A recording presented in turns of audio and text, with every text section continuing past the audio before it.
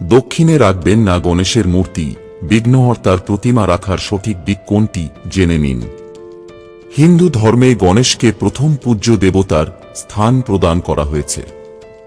এ কারণে যে কোনো শুভ অনুষ্ঠানের শুরুতে গণেশের পুজো করা হয়। মনে করা হয় প্রথমে গণেশের পুজো করলে সমস্ত বাধাবিঘ্ন থেকে মুক্তি লাভ করা যায় ও সেই কাজ সফল হয়।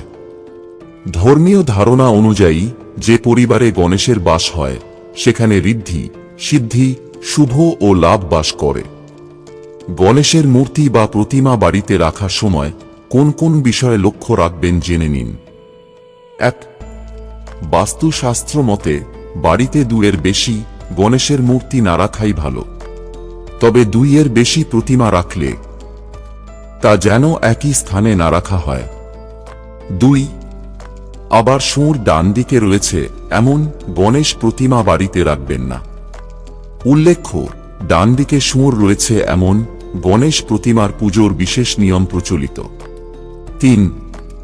বাড়ির প্রবেশদ্বারে গণেশের মূর্তি রাখলে পরিবারে সুখশান্তি ও সমৃদ্ধি আসে, কিন্তু এমনভাবে এই মূর্তি রাখবেন যাতে গণেশের পিঠ বাড়ির বাইরের দিকে মুখ করে থাকে। ৪. বাস্তুশাস্ত্র অনুযায়ী বাড়িতে খুব বড় গণেশ প্রতিমা রাখা উচিত নয়। সবসময় ছোট গণেশ প্রতিমা রাখলে উপকার পাওয়া যায়। ৫. গৃহসজ্জার জন্য অনেকে বাড়ির বৈঠকখানায় গণেশের মূর্তি রাখেন। বাস্তুশাস্ত্র বলছে বাড়ির বৈঠকখানায় ভুলেও গণেশের প্রতিমা রাখবেন না। পাশাপাশি সিঁড়ির নিচের স্থানেও গণেশের প্রতিমা রাখতে নেই। ৬. বাড়িতে গণেশের মূর্তি রাখলে নিয়মিত ধূপকাঠি ও প্রদীপ জ্বালান। বাস্তু মতে এর ফলে বাড়ির পরিবেশ মনোরম হয়। ৭. বাড়ির উত্তর পূর্ব কোণে গণেশের প্রতিমা রেখে নিয়মিত পুজো করলে পরিবারে বাস্তু দোষ দূর হয় ও সুখ শান্তি বজায় থাকে।